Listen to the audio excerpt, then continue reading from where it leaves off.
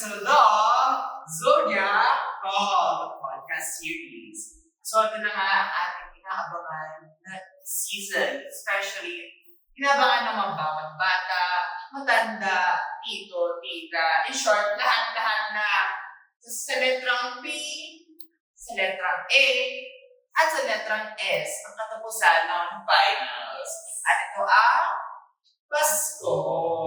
So, of course, before natin pag-usapan ng Pasko, magpapakilala ulit kami. I am Rami, the Aquarius. I am Rina and I'm a Gemini. I am Robert, the chief dancer. So, now it's Christmas season. So, palapit na ba? And today is currently December 3. That is 22 days before Christmas. Excited na ba kayo? Yes, of course. Siyempre, makakalimutan tayo. And speaking of Christmas, okay, 3 seconds, anong unang mga pop-out sa isip nyo whenever you hear Christmas? And when I think of Christmas, ang lumalabas agad sa akin, Christmas Eve. Of course, wala nang ulit-ulit ng answers. 1, 2, 3, go! If Kitty. 1, 2, 3. Mango flow. Mango float. Parang nagutom ako bigla. Natagal ng mango float. Of course, yun yung inabangan, especially sa handa. So, of course, speaking of handa, no, ang first question natin is, malamang hindi galing sa handa. Ang first question natin is, ano ang inaabangan niyo for Christmas? Ikaw muna. Ang inaabang mo pagpasko talaga. Okay. Ano ang inaabangan ko pagpasko? Ang inaabangan ko pagpasko talaga, pampahinga ko sa bahay. Ayun talaga. Awin talaga ako Kasi, pagpasko kasi, hindi naman kami super, nag-celebrate ng, nag-bongga kami yung mga Minsan nagkakaroon kami ng reunion, tingnan yung mga kamag-anak namin, pero I feel like this year, wala naman na pumasok. Chillax lang sa bahay, So, kung makapag-mall, pwede mag-mall, and gano'n lang, kain-kain na. Oh my gosh, mall. Speaking of mall, grabe, parang nararamdaman ko yung Christmas rush, diba? Especially mga nagbuha ka ng gifts, yung mga tumatakbo ka ng mall, pasyal, grabe, yung traffic. Especially yung mga search sa mga, ano tawag doon, riding apps, mga, of course, wala sabi ka lang sa mga kumain pa tayo, and all that. Pero yun, grabe.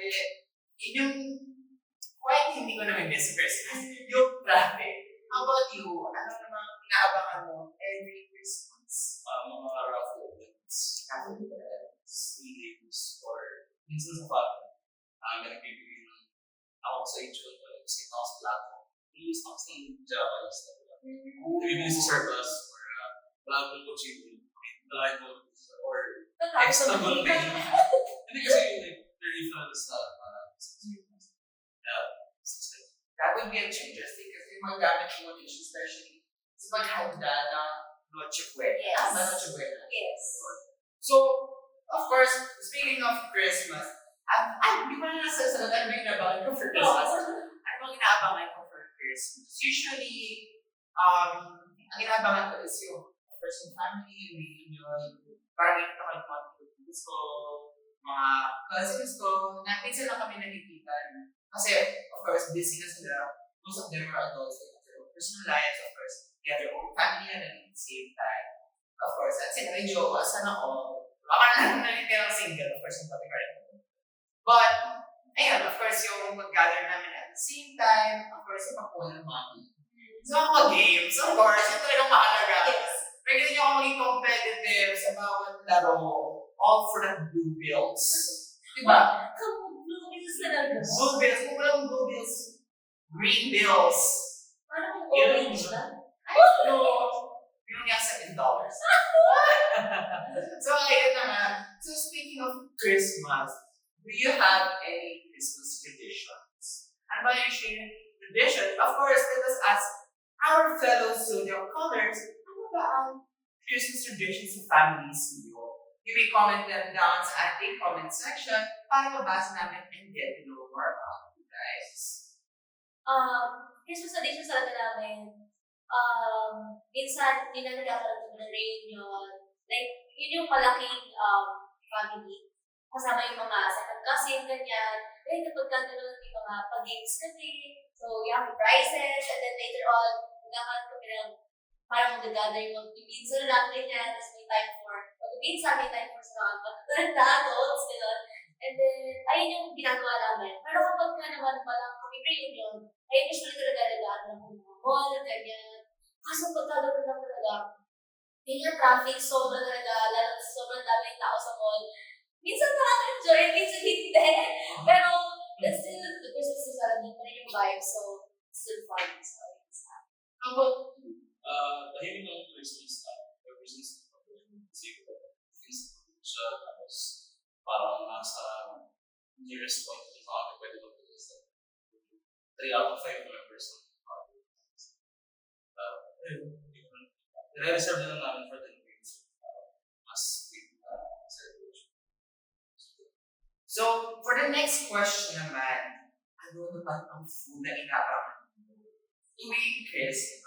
So, of course, sasagot naman ni Mark na yung mango fruit. Other than mango fruit, ano ang inaabangan mo tuwing Christmas? Actually, maganda rin yung mga seasonal flavors ng Starbucks. I mean, we all regular people sa Starbucks. With Christmas, may spice up.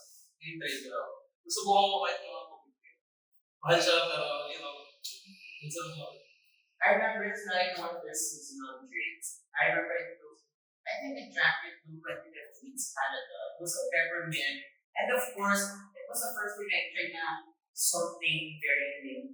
Say some home day. Tapos winter pa na negative yung degree. I was like, temperature. Negative temperature. Grabe, it was something life-changing sa akin. It's parang doon ko na-enjoy yung mint flavors and chocolate. And of course, yung snow nung time na yun. Hindi ka naman nagkasagot doon. Hindi. Kasi I remember ko ng Korean pa ako nung uminom doon. Kasi we had to travel to a different city nung time na yun. And bus lang yung transportation. So, about you, ano naman food na inabangan mo for Christmas? Sobrang cliche, nasagot na rin. Pero kasi mga mag-dream talaga inabangan ko. Kasi pagka Christmas, ako yung nagagawa ng mag-dream. So, what I do, yun din yung gusto ko kainin talaga. Very Gemini ka naman talaga. Kung last episode ko na nalang yung siya rin yung nag-work at nagpapahinga. Dito naman siya yung nagluluto at kumakain. Yes. Tapos, Grabe. other than that, syempre I would say fruit salad. More of a dessert talaga ako. Like, lamig, dessert talaga. At least alam niyo na Gemini talaga siya. Very sweet, no? Pero sabi nga niya, fruit salad siya, sweet, pero malamig. Oh my gosh! Hindi ka pwede maging face. Okay. Of course, kailangan mo maging mabay na this Christmas para give from Santa Claus. Yung ko siya ng fucking Christmas. Raisins.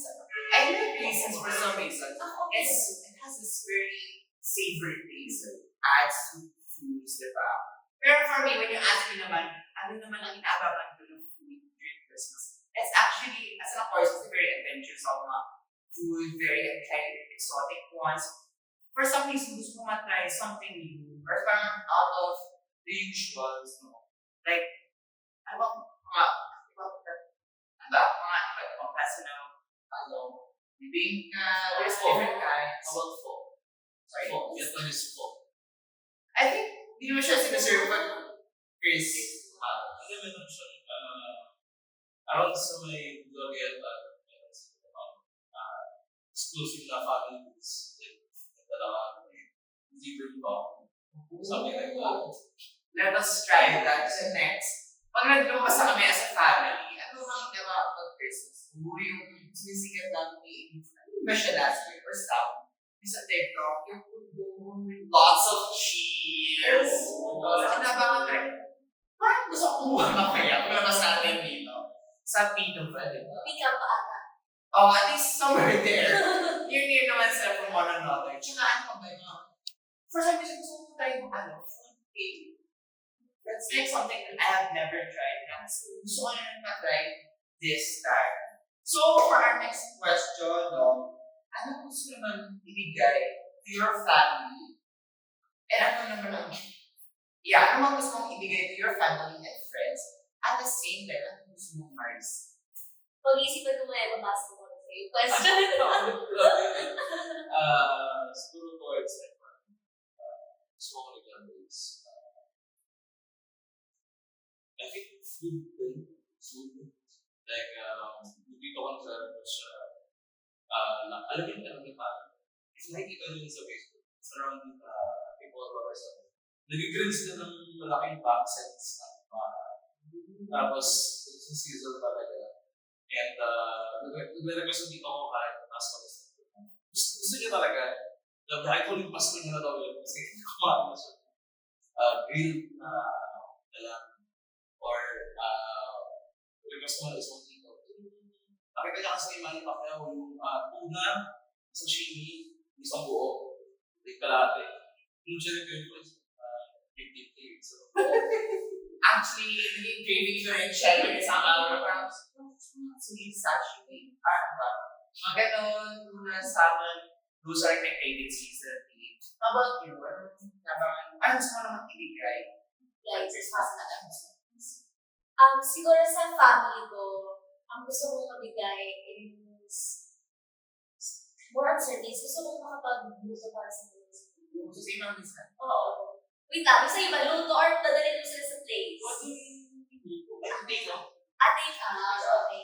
Ako naman, gusto ko naman makapag-luto para sa kanila. So, don't try something new. So far, wala naman ako naiisip kasi magkaroon ko naman ako, I just search something and then just go with it. And then, for friends, gusto ko lang talaga makapag-alipin with them. Pagka, lalo na ako yung matapos, I mean, basta yung finals, ayun ko, kasi na, ayun, gusto ko lang na magkaroon ng time na celebrate kami together, gano'n. Tapos, siguro doon ako magkakaroon ng exchange gift, ganyan. And then, something na gusto ko receive. Ngayon, sobrang cliche. Charot. Ano ba? Wait lang, ma-receive na yung gusto in general, like ma-receive from friends or family. I think, Okay, gusto ko lang talaga na pahinga. pahinga talaga. Pero Wala kang kausap sa kanya. gusto ko lang makapag-spend time with them talaga. Especially na nakadon ka, no? So, Oo. of course, you spend most of your time with sa Manila. I think this is the best time na parang to spend more with your family. Yes. So, of course, alam din natin mga Zoga calls again. Ano bang gusto mong mag-see pag Pasko? What if nakikita mo sa family mo at makita nila, ay, so, gusto na. Bigay mo, diba? Sleep. Try time na parang, parin kayo sa comment section. Ikaw, ano man gusto mo receive or gusto mo bigay na yung Pasko? Honestly, when it comes to gift giving, as an Aquarius, diba, we tend to be more thoughtful when it comes to giving gifts. So, hindi kami yung parang, okay, ito na yun, ito yung bigay ko sa kanya kasi, ito na siya. Or, it's not because ito yung value niya. So, 50K, ito yung gift sa kanya. Kasi love niya. It's not like that. We tend to be more thoughtful. Why are we giving this? Ano ba yung, baka may sentimental memory, or ano ba, parang may, gusto kong bigay ng part of me. Kasi, I remember last year, I gave lots of people this weird small gift. It's just a rock. Tapos may those googly eyes, you know, yung parang sa everything everywhere all at once. Those rocks, I just named them Rockies. Kasi parang a part of me will be with you guys. So, I gave them those personalized pa yun. So, wala siyang kaparehas. So, I named them all, tapos nilibigyan siya. And of course, I also gave people like these crochet dolls, no? Hindi ko naman siya ginawa, pinagawa ko siya, hindi niya magkakayanin. But, yeah, I gave them, tapos really like it. Kasi it's very thoughtful. Parang it's one of a kind. It's not something everybody would get. I mean, everybody can ask someone to make it for them, but it's just like a one of a kind. It's meant for you. And sometimes I really like giving those types of gifts. And of course, di ba parang masama touch kung makareceive ka na parang, na this gift is made for you now. It's like no one else. It's like custom made. It's like nothing in the world. So parang, usually ganun yung mga pag-process ko or what I usually give to mga people. That's really nice. Diba? Parang of course. The last question natin, madali lang to. 3 seconds. as your zodiac sign, are you naughty or are you nice this year? Kasi of course, hindi ko reflect din, no? Naging nice ba ako? Masyado ako maging makulit this year. 1, 2, 3. But no. 1, 2, 3. Naughty? 1, 2, 3. Ako nice. Oh, really? Kaya nasa version ako, promise. Hindi na kayo namata, pero hindi ko wala this year. Kasi I choose peace.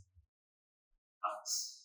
Anyways, that is all for this episode. I really do hope you guys enjoy your Christmas season, of course, with your family and us, your Zodiac Love family. Abangan natin sa next episode because the next episode is mas maraming pasahon. Once again, I am Randy. I am Rina. I am Robert.